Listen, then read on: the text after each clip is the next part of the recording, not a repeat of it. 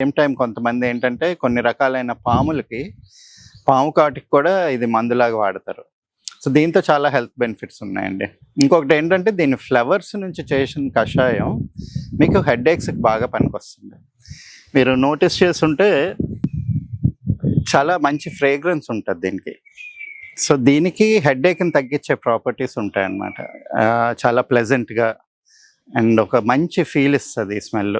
And దీంతో advantage ఏంటంటే ఇది ఎండిన తర్వాత కూడా దీన్ని ఏం చేస్తారంటే ఇది మాలలా కట్టి ఉంచుతారు ఎండబెట్టి.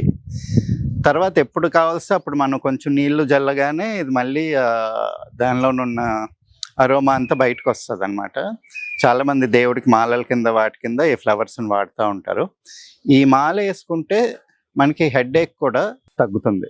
అంటే కొన్ని రకాల హెడేక్స్ ఉంటాయి కదా, కొంచెం అన్ప్లెజెంట్గా ఉండి అన్ఈజీగా ఉండి హెడేక్స్ వచ్చినప్పుడు ఈ మాల కొంచెం ఎండిపోయిన పువ్వుల మాల పెట్టుకొని ఇంట్లోని కొంచెం దాన్ని తడిపి మాల వేసుకున్నప్పుడు ఈ ప్లెజెంట్ స్మెల్కి మనకి ఈ హెడేక్స్ తగ్గుతాయి అన్నమాట.